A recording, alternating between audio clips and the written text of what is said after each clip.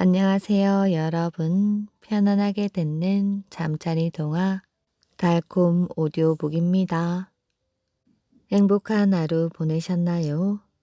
오늘도 이야기를 들으러 와주셔서 정말 감사합니다. 오늘도 재미있는 옛 이야기 들으시면서 편안한 밤 되시길 바랍니다. 구독과 좋아요도 부탁드려요. 오늘의 첫 번째 이야기 시작하겠습니다. 나도 뒤따라 가겠네. 옛날 어느 마을에 나이 많은 할아버지 둘이 고개 하나를 사이에 두고 이웃해서 살았습니다. 두 할아버지는 젊었을 적부터 서로 가까이 지내는 사이였는데 늙음하게 일거리도 없어지자 둘이 만나서 노는 것을 크나큰 즐거움으로 삼고 지내었지요. 그런데 두 사람은 입만 열면 한다는 소리가 우리가 이렇게 서로 의좋게 지내다가 누구든지 하나가 먼저 죽고 나면 남은 사람이 얼마나 쓸쓸하겠는가. 그러니 자네가 먼저 죽게 되면 꼭 나를 불러주게나. 나도 곧 뒤따라갈 터이니. 그게 바로 내가 하고 싶은 말일세. 자네가 먼저 죽거든 망설이지 말고 나를 데려가게. 그게 내 소원일세. 그러니까 누구든지 한 사람이 죽으면 자기도 따라서 죽겠다는 말인데 이게 참말인지 입에 발린 말인지 알 수가 없었지요. 그런데 한 할아버지 집에 오지랖이 넓은 머슴 총각이 하나 있었습니다. 이 머슴이 늘 두 할아버지 곁에서 심부름을 하면서 그런 말을 귀에 못이 박히도록 들었단 말이지요. 두 할아버지가 걸핏하면 같이 죽자고 하는데 그게 참말인지 어디 한번 시험해 볼까? 머슴이 이렇게 생각하고 하루는 꼭두 새벽에 제 너머 이웃 마을 할아버지네 집에 갔습니다. 문 밖에서부터 숨이 턱에 닿도록 헐레벌떡 달려가서 영감님, 우리 주인 마님이 간밤에 돌아가셨습니다. 하였지요. 그러니 이 할아버지가 뭐라? 그 친구가 간밤에 죽었다고? 기어이 나를 두고 먼저 갔구나. 이러고 있을 게 아니라 어서 가봐야지. 하면서 옷을 갖추어 입는다고 야단 법석이었지요.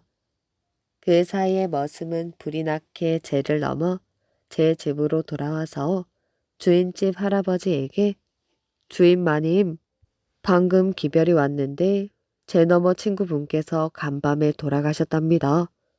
하였습니다. 주인집 할아버지가 깜짝 놀라며 뭐? 그 친구가 죽었다고? 어허, 큰일이로군. 어서 나들이 옷을 내오너라. 하고 서둘러 길 떠날 채비를 하였지요. 머슴은 이제 됐다 하고 주인집 할아버지 몰래 뒤를 따라갔습니다. 제 너머 저쪽에 사는 이웃 마을 할아버지가 허겁지겁 올라오고 이쪽에서는 주인집 할아버지가 헐레벌떡 올라가는 것이었지요.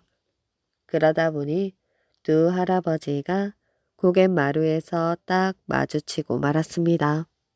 머슴이 가만히 보니 먼저 주인집 할아버지가 친구 모습을 보더니 아이고 하고 기겁을 하면서 슬금슬금 옆으로 피하였지요. 제 넘어 사는 할아버지도 아이구머니나 하면서 슬슬 뒷걸음질을 쳤습니다. 둘이서 서로 힐끔힐끔 건너다 보며 엉거주춤 서 있다가 갑자기 입속으로 무슨 말을 중얼중얼 하더니 누가 먼저랄 것도 없이 냅다 오던 길을 되짚어 달아나더라는 것이지요. 머슴이 얼른 주인집 할아버지를 앞질러 집에 돌아와 있으니 주인이 얼굴이 파랗게 질려가지고 쉴 새 없이 뭔가 중얼거리면서 돌아오지 뭐예요. 주인마님, 뭘 그리 골똘히 왜십니까? 귀신 쫓는 주문이야. 얼른 대문 밖에 소금을 뿌리거라. 하고는 밑구멍이 빠져라고 방으로 들어갔습니다. 머슴이 그 길로 제 너머 할아버지네 집 담 밖에 가서 일부러 주인집 할아버지 목소리를 흉내내요.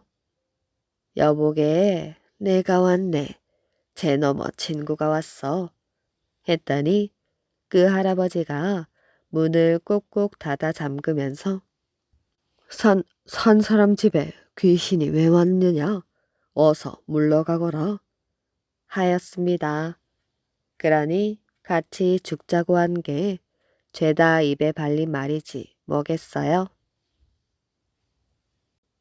울지 않는 아들. 매서운 칼바람이 몰아치는 한 겨울이었습니다. 마을에서 제일 가는 부자 영감의 장례식 날이었지요. 상여가 장지에 도착하자 일꾼들은 모두 관을 내렸습니다. 죽은 부자 영감의 자식들은 일제히 울부짖었지요. 그러나 그 많은 자식들 가운데 단 한 사람은 울지 않았습니다. 눈물 한 방울조차 흘리지 않았지요. 부모님이 돌아가시면 고굴하고 구슬프게 눈물을 펑펑 쏟아야만 효자 소리를 듣는 법인데 유독 담담한 모습으로 서 있는 사람이 있었습니다. 더구나 그 사람은 장례식의 큰 아들로 맞상제 노릇을 하는 사람이었지요. 동네 사람들은 그 모습을 보고 수군수군 하였습니다. 거참 별일이네 그려. 아버님이 돌아가셨는데 슬퍼하지도 않고 눈물도 안 흘리고 말이야. 어찌 저리 가만히 있을 수가 있는가? 불효자가 따로 없구만. 그나들은 사람들이 빈정거리는 소리도 들은 채 만체하였습니다. 그저 눈을 동그랗게 뜨고는 사방을 휘둘러 보고만 있었지요. 그 모습은 마치 누가 무엇을 훔쳐가지나 않나 하고 감시하는 눈초리였습니다. 그의 동생들과 친척들까지도 큰 아들을 못마땅하게 여겼습니다. 사람들의 따가운 눈총에도 아랑곳하지 않던 큰 아들이 갑자기 소리를 쳤지요. 오늘같이 추운 날 이렇게 여기까지 참석해 주셔서 정말 감사드립니다. 그러나 오늘 저희 아버님 장례식에서는 모든 음식과 남은 물건들을 건드리지 마십시오. 막걸리 한 잔, 부침 한 쪽도 드릴 수가 없습니다. 사람들은 웅성웅성 거렸지요. 대신 오늘 수고하신 일꾼 여러분께는 마을로 돌아가서 두고보의 품삯을 져드리겠습니다. 아니, 제사 음식은 이웃끼리 나누어 먹는 것이 당연하거늘 어찌 장례 음식을 나눠 먹지 못하겠다는 거야? 사람이 죽어 초상이 난 집에는 지나가던 나그네도 불러들여 부침이며 떡을 나누어 주고 그러면 모르는 사람들도 발길을 멈추고 들어와 죽은 이의 명복을 빌어주는 것이 풍습이며 예의였지요. 하물며 문상객들에게조차 부침 한 조각, 물 한 모금도 주지 않겠다는 큰아들의 말은 해서는 안 될 소리였습니다. 그러나 큰아들은 조금도 자기 주장을 굽히지 않았어요. 사람들이 이상하게 여겨 그의 까닭을 물었습니다. 큰아들은 절대로 안 된다는 말만 되풀이하였지요. 마을 사람들은 할 수 없이 배고픔도 참고 장례를 치르게 되었습니다. 큰아들은 눈물 한 방울 흘리지 않고 꿋꿋하게 서서 누가 음식에 손을 댈까봐 감시만 하고 있었지요. 큰아들의 그런 고집에는 이유가 있었습니다.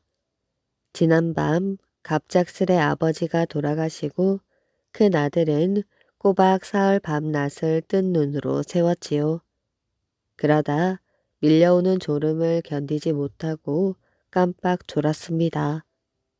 잠깐 잠든 큰 아들은 이상한 꿈을 꾸었지요. 꿈속에서 어떤 늙은 노인이 손가락으로 산을 가리키며 말했습니다. 너는 내 말을 꼭 기억해야 한다. 네가 쓰려고 하는 아버지 맷자리는 기륭이 붙어있는 산이야. 만약 네가 내 말을 잘 따른다면 앞으로 네 집안은 대대로 복을 누리며 평안한 생활을 할 수 있지만 그렇지 못한다면 집안에 큰 화가 있을 것이다. 내 말을 명심해 듣고 틀림없이 그대로 따라야 한다. 장례를 끝마치기 전까지는 누구에게든 아무것도 주어서는 안 된다. 막걸리 한 잔, 부침 한 조각은 물론이며 목이 마른 사람에게 물 한 모금 주어서도 아니 된다. 그리고 장지에서는 나무 토막이나 거적대기 한 장이라도 남에게 주어서는 안 될 것이야. 그러니 어떤 일이 있어도 장례식 때 쓰던 물건을 잘 간수하여 하나라도 잃어버리지 않도록 주의하여라. 만약 내 말대로 하지 않으면 너는 거지가 되고 3대를 못 가서 대가 끊어지고 말 것이다. 이런 끔찍한 말을 남기고 노인은 연기처럼 사라져 버렸습니다. 큰아들은 깜짝 놀라 자리에 벌떡 일어났습니다. 어찌나 꿈이 생생한지 조금 전까지 노인이 옆에 있었던 것 같았습니다. 큰아들은 보통 꿈이 아니라는 생각에 꿈을 찬찬히 떠올리며 곰곰이 생각했습니다. 그 노인은 어딘지 모르게 낯익은 얼굴이었어요.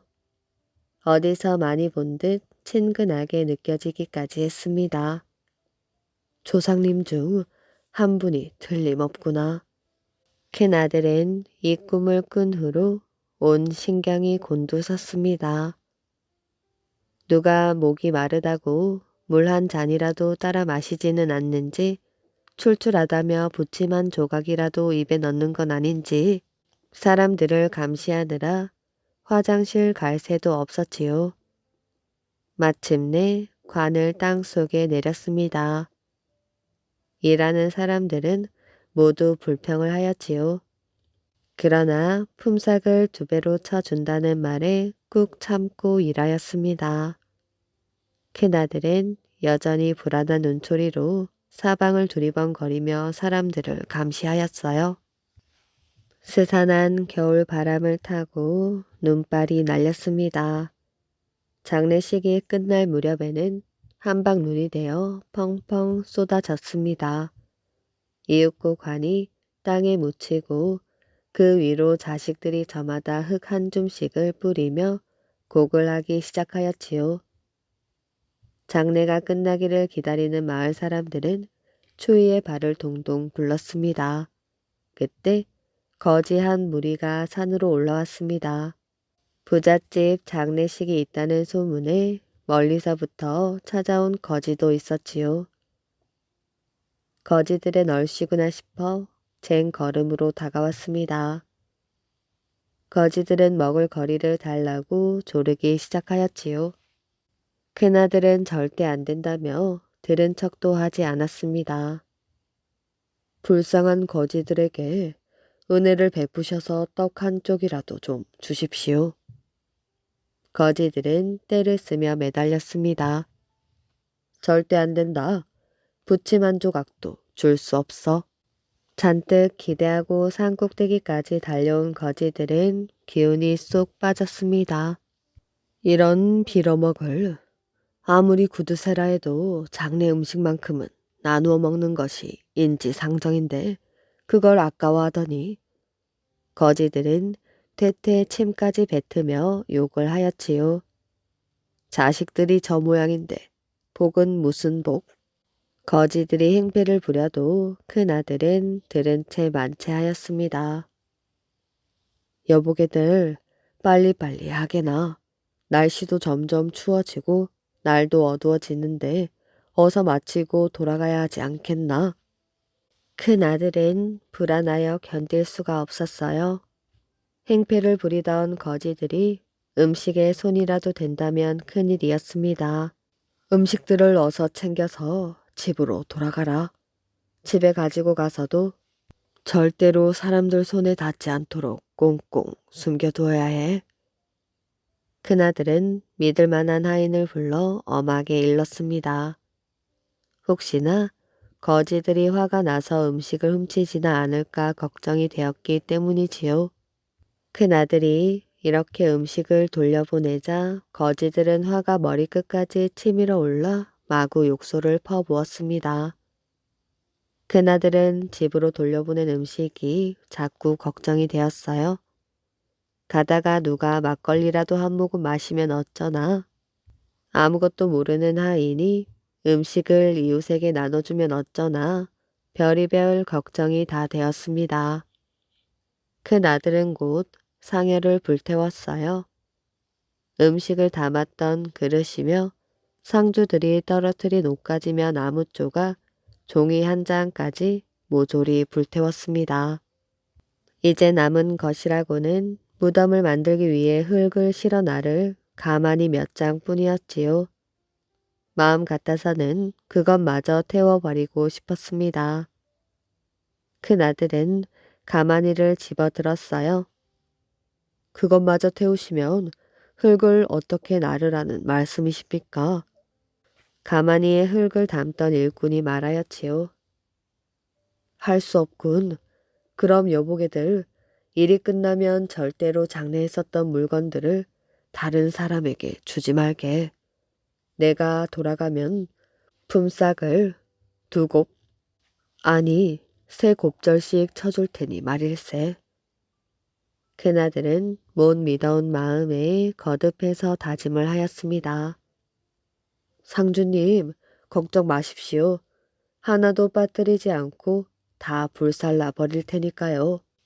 까짓것 이제까지 아무것도 못 먹고 일해왔는데 이제 와서 말씀대로 안 하겠습니까? 그럼 자네들만 믿고 내 먼저 가보겠네. 다짐에 다짐을 받은 맏아들은 허겁지겁 먼저 산을 내려갔습니다. 음식을 가지고 간 일행을 쫓느라 숨이 턱에 닿도록 걷고 뛰기를 반복하였지요. 마을에 들어서자 아니나 다를까 저만치 집 대문 앞에서 초상집에 음식을 얻으러 온 거지들과 실랑이를 벌이고 있었습니다. 거지들은 막무가내 떼를 쓰며 매달리고 마당까지 밀고 들어왔지요. 썩 물러가시오. 어서 밖으로 쫓아내지 않고 뭐더라느냐.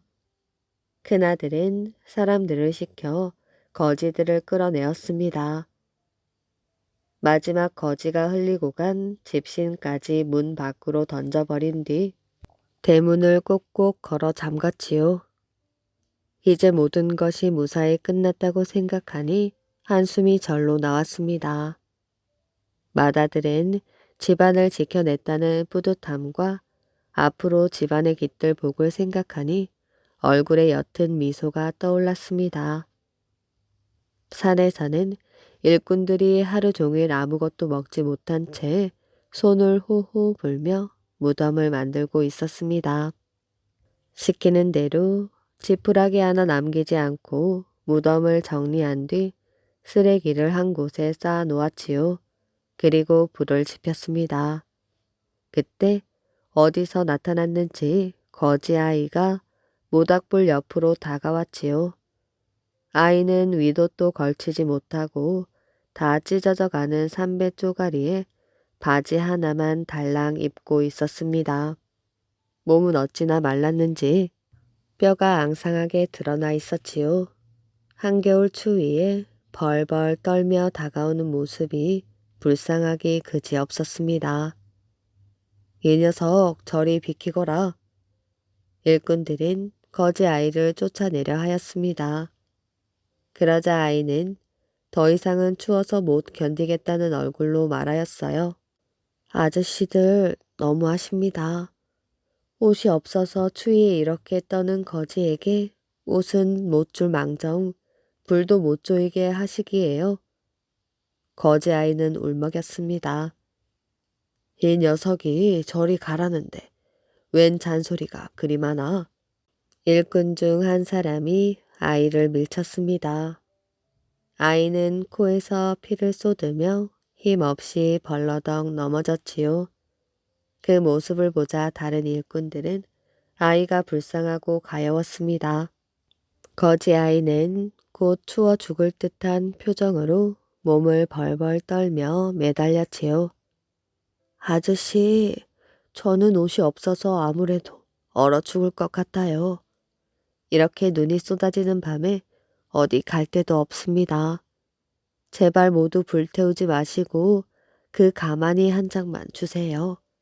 그러면 오늘 밤은 넘길 수 있을 거예요. 일꾼은 거지 아이가 가엾고 불쌍했습니다. 여보게들, 이 녀석을 어떻게 하지? 안 돼, 상주님이 절대로 주지 말라고 분부했단다. 한 일꾼이 어쩔 수 없다는 듯 말했습니다. 그러자 옆에 있던 다른 일꾼이 말하였어요. 과지껏 이 헌가마니 한 장 줘서 보낸다고 하늘이 무너지게 하겠나? 그렇게 하세. 이 녀석을 보니 자식 생각이 나서 발길이 안 떨어지겠네. 이 추운 날 어찌 저꼴로 버티겠는가? 우리끼리만 아는 일로 하세. 그 말을 들은 거지 아이는 얼른 아직 타지 않은 가마니 한 장을 집어 몸에 걸쳤습니다.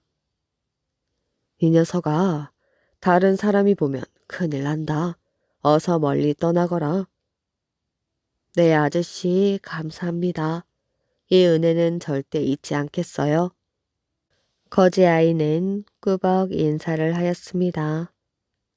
아이가 돌아서자 모두 한마디씩 하였지요. 불쌍한데 잘 주었지. 암, 이 추운데 얼마나 고생을 하겠나. 우리는 어서 마무리하고 내려가세. 일꾼들은 모닥불이 꺼지자 한 번 더 남긴 것이 없나 확인하려고 주변을 둘러보았습니다. 그리고 연장을 챙겨 산에서 내려오려 하였지요. 그때 갑자기 펑 소리가 나더니 조금 전 거지 아이가 넘어졌던 곳에서 연기가 피어올랐습니다. 하얀 연기가 서서히 사라지면서 어디서 나타났는지 웅장한 절과 우뚝 솟은 탑이 보였지요. 더 놀라운 것은 거지 아이에게 준 헌 가마니가 탑 꼭대기에 걸려있는 게 아니겠어요? 일꾼들은 너무 놀라서 입을 떡 벌린 채 할 말을 잃었습니다. 혹시 거지 아이에게 준 가마니 때문에 이런 괴이한 일이 생겼나 싶어 마을로 도망치듯 내려왔습니다.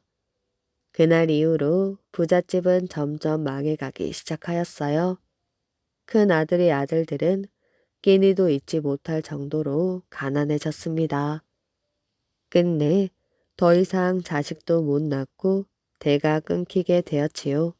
그러나 거지 아이에게 헌 가마니 한 장을 나누어 준 일꾼들은 점점 생활이 나아졌습니다. 늙어서는 남 부럽지 않을 만큼 재산도 모으게 되었지요. 아들, 딸도 많이 낳고 가족 모두가 건강히 오래오래 살았다고 합니다. 사형수를 구해준 역관. 조선 고종 때 사신 일행이 청나라를 향해 길을 떠났습니다. 청나라의 수도 북경까지는 머나먼 길이었지요. 사신 일행에는 역관들도 끼어 있었습니다. 이들은 사신과 함께 청나라로 가서 통역 일을 맡아야 하였지요. 사신 일행은 압록강을 건너 요동에 이르렀습니다. 그곳에는 드넓은 벌판이 끝없이 펼쳐져 있었고 하루 온종일 가도 집 한 채 눈에 띄지 않았지요.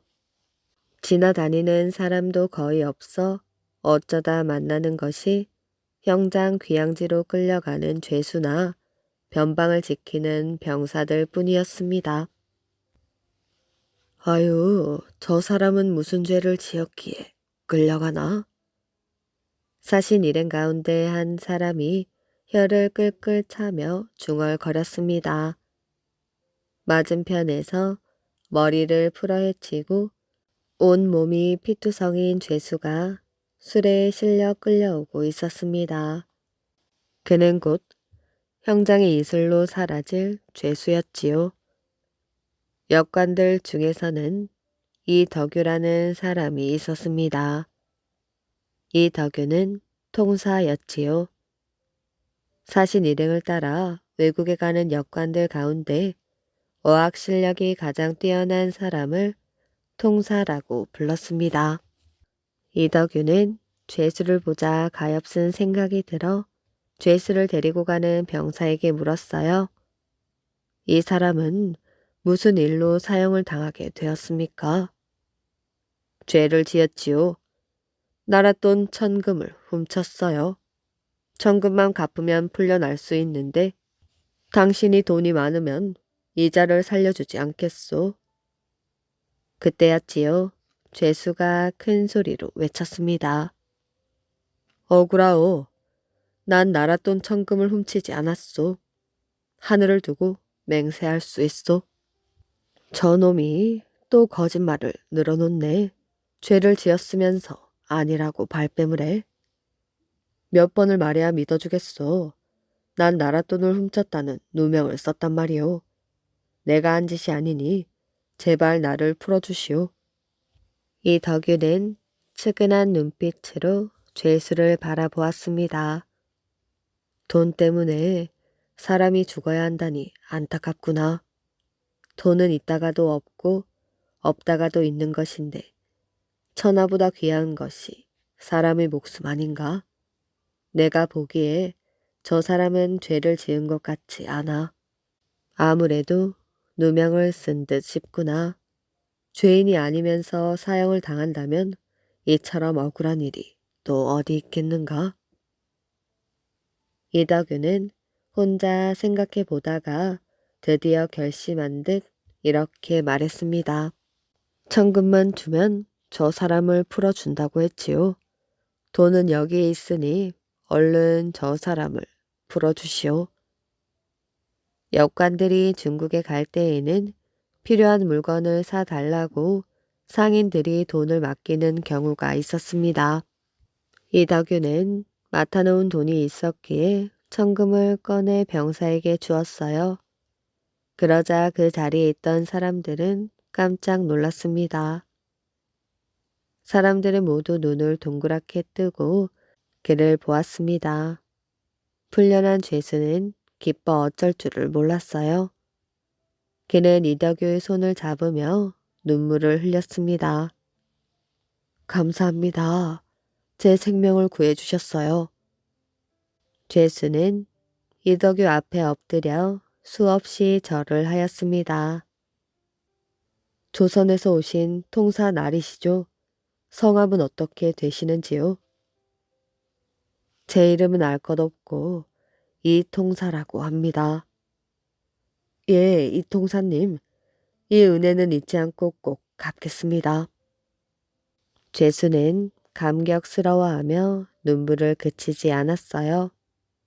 청나라에 갔다가 돌아온 이덕유는 한동안 어려움을 겪었습니다. 물건을 사다 주기로 하고 맡은 돈을 써버려 그것을 갚아야 했기 때문이지요. 세월은 물같이 흘러 20년이 지났습니다.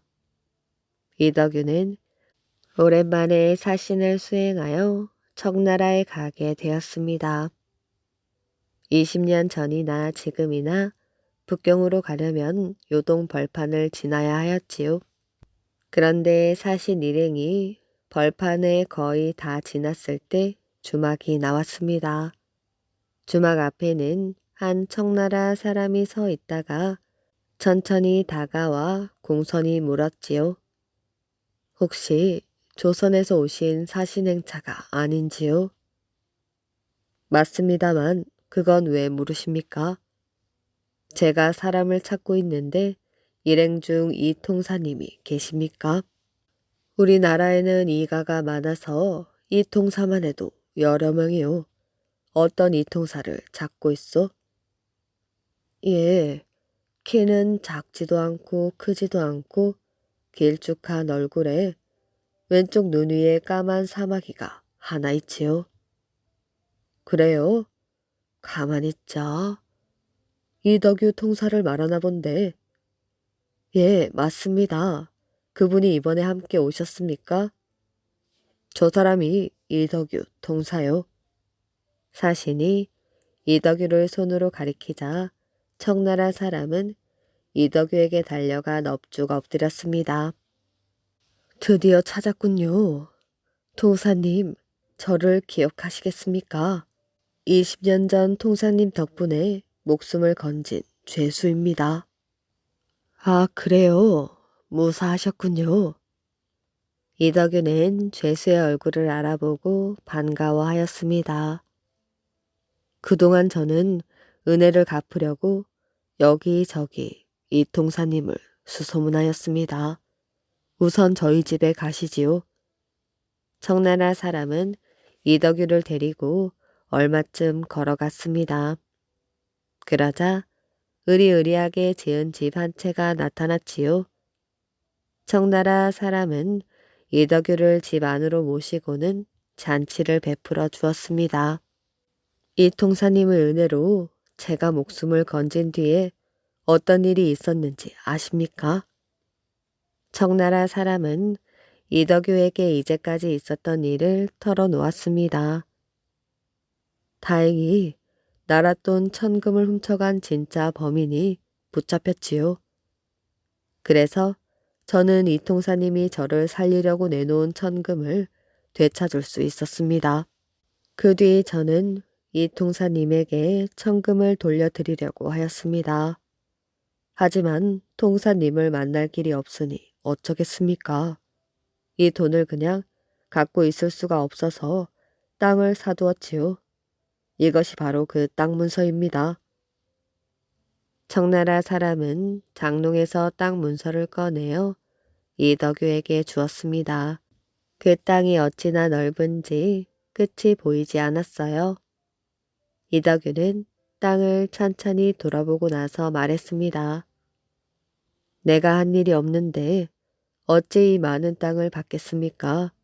당신이 그동안 땅을 늘리느라 수고가 많았으니 절반씩 나누도록 하지요. 이덕유는 청나라 사람에게 땅 절반을 나누어 주었습니다. 그래도 이덕유가 차지한 땅은 어마어마하게 넓었어요. 거기서 거두어들이는 곡식은 헤아릴 수 없이 많았습니다. 이덕유는 불쌍한 죄수에게 덕을 베풀어 하루아침에 조선의 큰 부자가 된 것입니다. 청렴 결백 황희정승. 아침부터 황희정승집 마당이 시끌시끌하였습니다. 하녀 둘이 마당 한 가운데에서 서로 머리채를 붙잡고 악다구니 하고 있는데 막 퇴거하여 집 안으로 들어서던 황희정승이 그 모습을 보게 되었지요. 하지만 주인 어른이 나타났는데도 하녀들은 싸움을 그칠 생각은 않고 오히려 더 큰 소리를 내었습니다. 평소 황희정승이 하인들을 가족처럼 친밀하게 대해주었기에 하인들은 그를 그다지 어려워하지 않았던 까닭이었지요. 황희는 하녀들의 싸움을 잠시 지켜보고 섰다가 가까이 다가가 물었습니다. 무엇 때문에 그리 싸우는 것이야? 대감마님, 마침 잘 오셨습니다. 세상에 이런 억울한 일이 어디 있겠어요? 한 하녀가 황희에게 억울하다는 듯 울며 자초지종을 이야기하였습니다. 그래, 듣고 보니 네 말이 맞구나. 하녀의 말을 다 들은 황희는 미소를 지으면서 말하였지요. 그러자 옆에 있던 하녀가 하소연을 하였습니다. 대감마님 너무 억울합니다. 쇳내의 말을 좀 들어보십시오. 그녀의 말을 모두 들은 황희는 이번에도 고개를 끄덕이며 말하였지요. 그러고 보니 네 말도 맞구나. 이 광경을 처음부터 지켜보고 있던 황희의 조카딸이 다가와 말참견을 하였습니다. 큰아버님, 큰아버님께서는 어찌하여 이 두 사람의 이야기를 다 옳다고만 하십니까? 분명 어느 한쪽이 잘했으면 다른 한쪽은 잘못하였을 터인데 옳고 그름을 밝혀주셔야지 그저 둘 다 옳다고만 하시면 어찌하옵니까? 조카딸은 답답하다는 듯 황희를 쳐다보았습니다.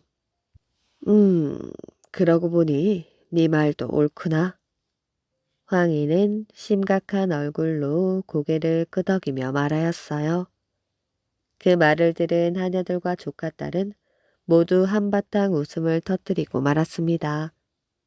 금방이라도 서로를 죽일 것처럼 싸우던 하녀들은 한참을 웃고 난 뒤 황희에게 머리를 숙여 인사하고는 부엌으로 들어갔지요. 이렇듯 황희는 넓은 아량과 관용으로 집안 사람들을 대했다고 합니다.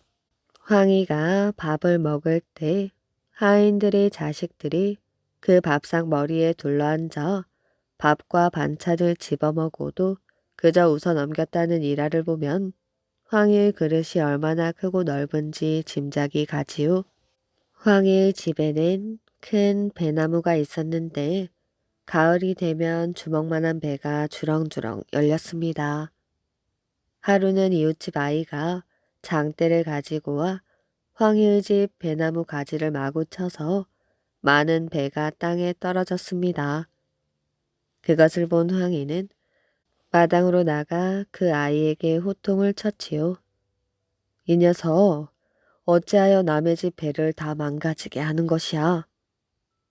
황희의 호통 소리에 놀란 이웃집 아이는 깜짝 놀라 대문 밖으로 도망을 쳤습니다.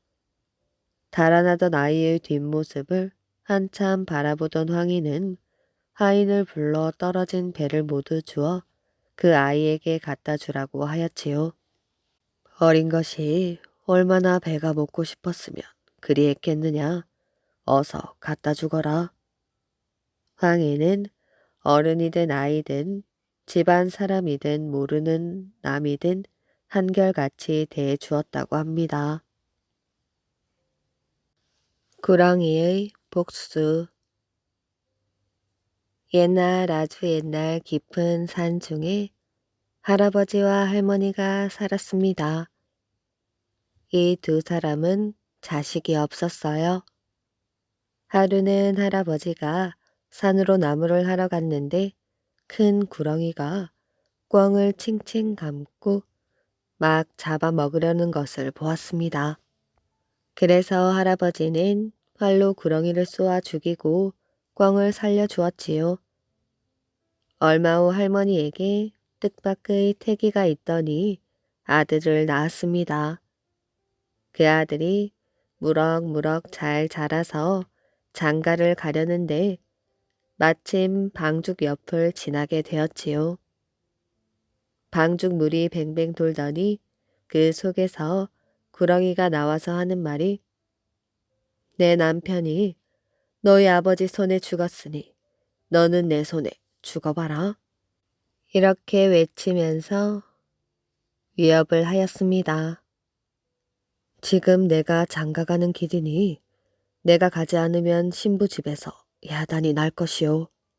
또 나를 기다리는 신부가 딱하니 죽을 때 죽더라도 혼례를 올리고 죽게 해줘.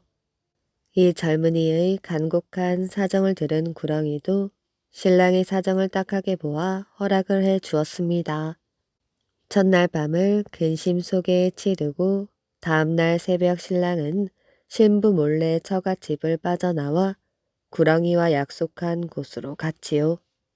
신부는 신랑의 거동을 이상하게 여겨 잠결에 신랑이 나가는 것을 알고 신랑의 뒤를 쫓았습니다.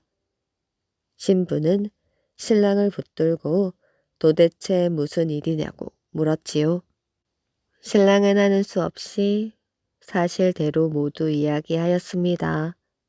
그러자 신부는 나에게 좋은 수가 있으니 염려 마셔요. 하고 말하더니 방죽으로 갔습니다. 약속한 방죽에 이르니 구렁이가 나왔어요. 신부가 구렁이에게 남편을 제발 살려달라고 애원하였지요. 그러나 구렁이는 듣지 않으면서 신부가 딱하니 내가 100년 동안 먹고 살 수 있도록 마련해 주지. 다만 신랑은 꼭 잡아먹어야겠다. 이렇게 말하였지요.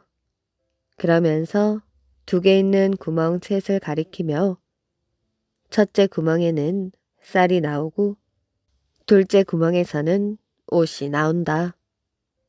그러나 셋째 구멍에 대해서는 아무 말이 없었습니다. 도대체 3번째 구멍은 무엇에 쓰는 것입니까? 신부가 이렇게 물었으나 뱀은 가르쳐 주지 않았습니다. 신부는 이를 이상히 여기고 구렁이를 졸라대었지요. 하도 졸으니 구렁이는 견디다 못해 그 구멍이 죽음을 주는 구멍이라고 사실대로 말해주고 말았습니다. 그 말을 듣자 신부는 그 구멍으로 달려가 구멍에 입을 대고 구렁이를 죽여주세요 하고 외쳤지요. 그랬더니 지금까지 싱싱하고 큰 소리를 치던 구렁이가 힘없이 쓰러지더니 죽어버렸습니다. 신부의 재치 있는 기지로 남편을 살리고 부부는 아들, 딸 많이 낳고 오래오래 잘 살다 죽었다고 합니다.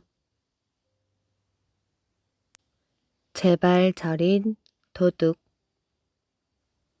옛날 어느 마을에 한 농사꾼이 소를 한 마리 길렀는데 한 번은 집안에 큰 일이 생겨서 이 소를 팔게 되었습니다.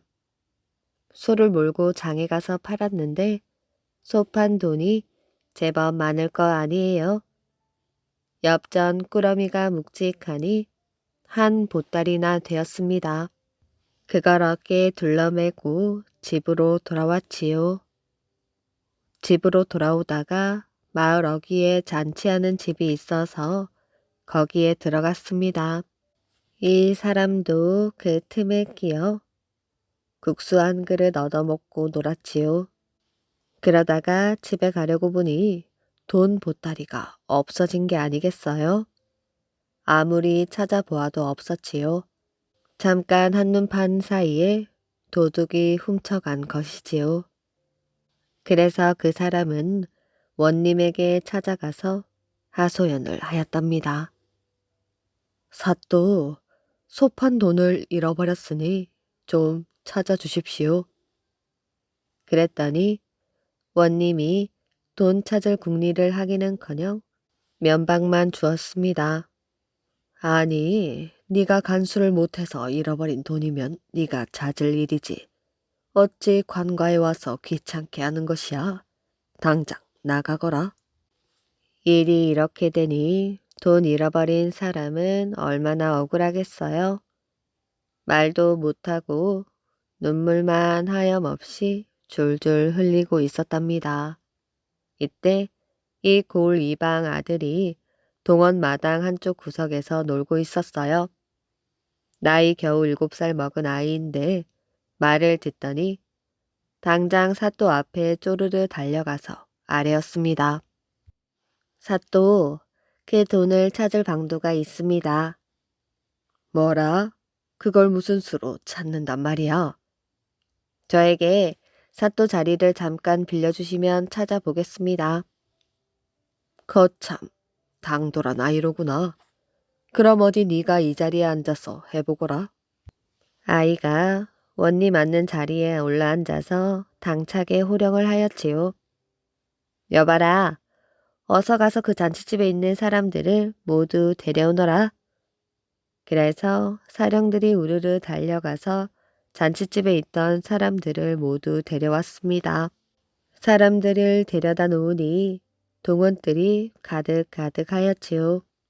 그렇게 앉혀 놓았는데 아무 말도 없었습니다.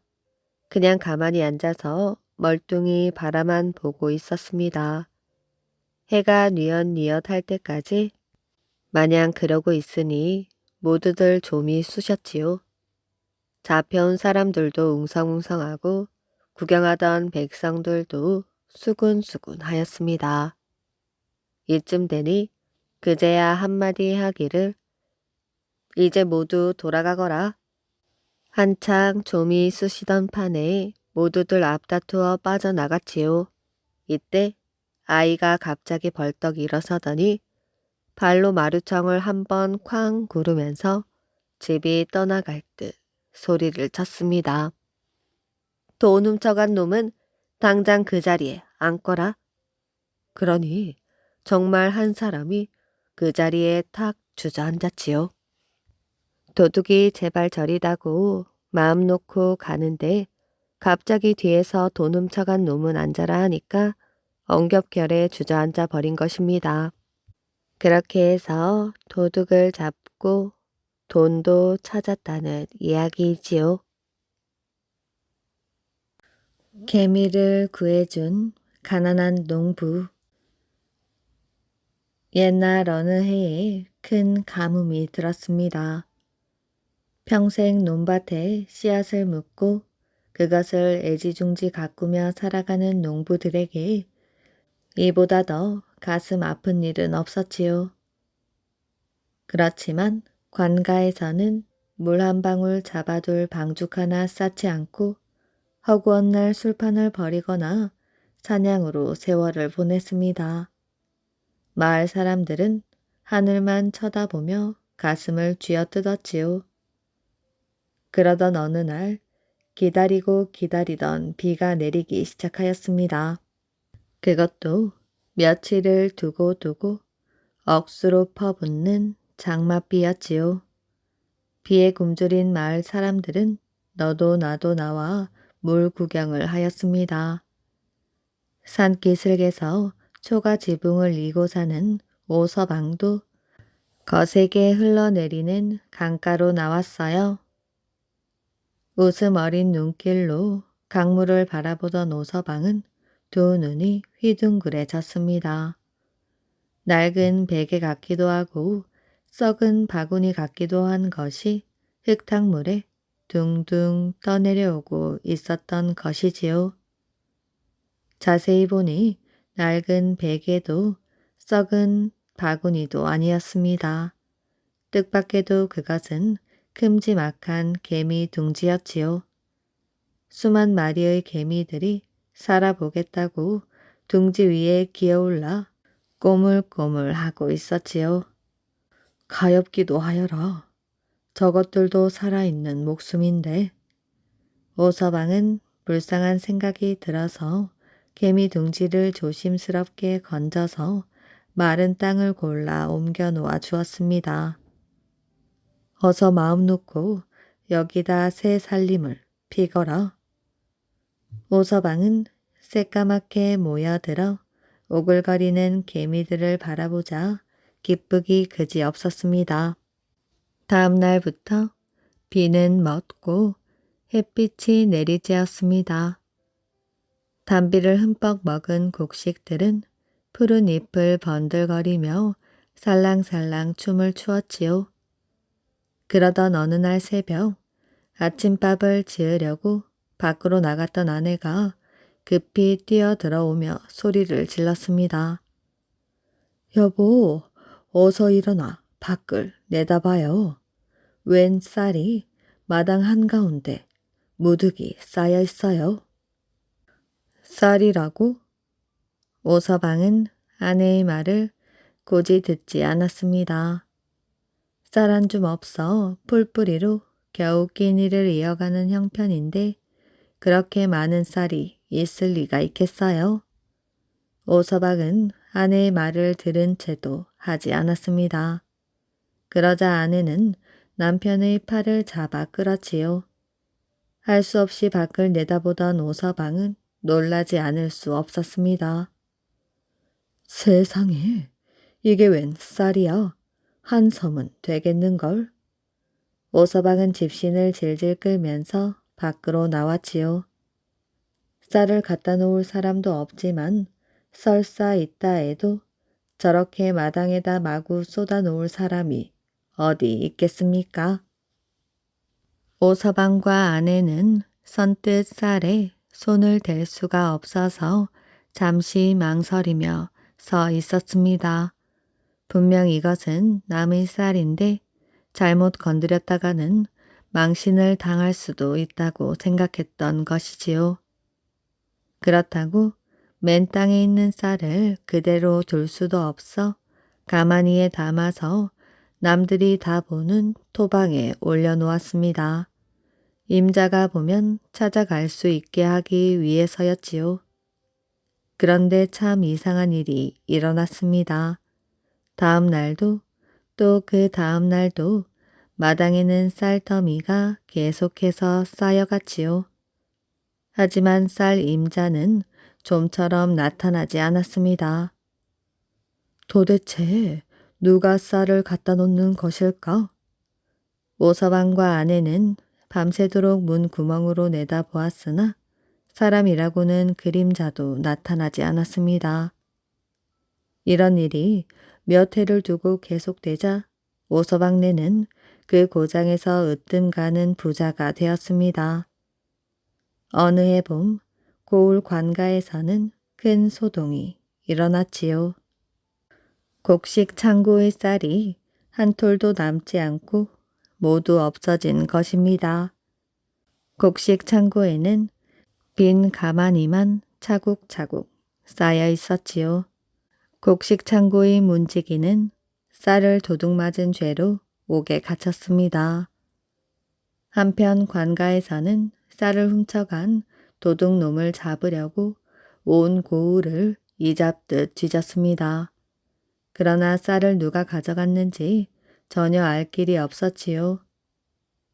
마을마다 돌아다니며 집을 뒤지던 군졸들은 가난하던 오서방이 갑자기 부자가 되었다는 말을 들었습니다. 군졸들은 오서방네 집으로 우르르 몰려가 곳간 문을 열어 제쳤습니다. 곳간에 가득 찬 쌀을 본 군졸들은 다짜고짜 오서방을 관가에 끌어다가 따졌지요. 네가 쌀을 훔쳐간 것이야. 바른 대로 말하지 않으면 목을 칠 것이다. 저는 그런 짓은 한 적이 없습니다. 그럼 네 놈이 어찌 벼락 부자가 된 것이야? 오서방은 쌀이 생기게 된 사연을 사실대로 말하였으나 아무도 고지듣지 않았습니다. 죽어도 그 이상은 할 말이 없습니다. 저는 남의 것을 티끌 만큼도 탐낸 적이 없습니다. 오서방이 말을 듣지 않자 몽둥이로 치려고 할 때였지요. 어디선가 사람의 목소리와는 다른 괴상한 소리가 울려왔습니다. 죄 없는 사람을 때리지 마라. 그분을 어서 풀어드리거라. 사람들은 깜짝 놀라서 사방을 두리번거렸지요. 그러나 주변에는 아무도 없었습니다. 너희들은 도대체 누구야? 한 사람이 소리를 질렀지요. 그래도 사람은 나타나지 않고 말소리만 다시 들려왔습니다. 그것은 알 필요가 없다. 그분은 어진 사람이니 어서 풀어드리거라. 관가에서는 농부를 더 잡아두었다가는 무슨 큰 변이라도 당할 것 같은 무서운 생각이 들었지요. 가난하던 농부가 벼락 부자가 된 것은 사실이지만 도둑질을 했다는 증거는 하나도 없었던 것입니다. 할 수 없이 오서방을 풀어주었지요. 집으로 돌아온 오서방은 무슨 영문인지 그 까닭을 알 수 없었습니다. 잠이 든 오서방은 이런 꿈을 꾸었지요. 오서방네 마당에는 난데없는 개미떼들이 가득 모여 있었습니다. 개미들은 입을 모아 이렇게 말하는 것이었어요. 어지신 분이시여 참으로 고맙습니다. 그 목소리는 낮에 관가에서 들리던 목소리와 똑같았습니다. 얘들아, 너희들은 무엇이 고맙단 말이냐? 그러자 개미들은 입을 모아 이렇게 말하였어요. 저희들은 몇 해 전 큰 비가 왔을 때 흙탕물에 떠내려가던 개미들입니다. 둥지를 타고 떠내려가는 우리들을 당신이 구해 주었지요. 저희들은 그 은혜를 잊을 수가 없어 궁리를 하다가 쌀을 날라다 드리기로 하였습니다. 그리하여 밤마다 한 알씩 물어온 것이지요. 오서방은 그제야 날마다 쌀 더미가 어떻게 생겼는지 알게 되었습니다. 그랬구나. 내가 한 일이 무엇이기에 잊을 수 없단 말이야. 하여튼 고맙다, 개미들아. 마음 착한 어른이시여. 앞으로 가난한 고을 사람들을 위해 훌륭한 일을 하시기 바랍니다. 개미떼들은 이 말을 남기고 어디론가 사라져 버렸습니다. 오서방은 잠에서 깨어났어요. 생각할수록 기특한 개미들이었습니다. 옳은 말이야. 재산이란 있다가도 없어지고 없다가도 생기지. 개미들이 물어다 준 쌀을 팔아서 방죽을 쌓자.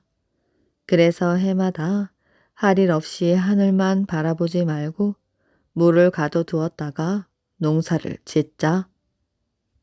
다음 날 오서방이 자기 쌀을 팔아서 방죽을 쌓는다는 말이 온 고을 안에 퍼졌습니다. 그러자 사람들은 오서방의 아름다운 마음씨를 칭찬하며 너도 나도 공사를 돕겠다고 나섰지요. 방죽 공사를 한 뒤로는 그곳에 커다란 못이 생겨 1년 내내 물이 고이게 되었습니다. 그 다음 해부터 마을 사람들은 아무리 큰 가뭄이 들어도 마음 놓고 농사를 지을 수 있었다고 합니다. 오늘의 이야기는 여기까지입니다. 이야기 재밌게 잘 들으셨나요? 오늘도 편안한 밤 되시길 바랍니다.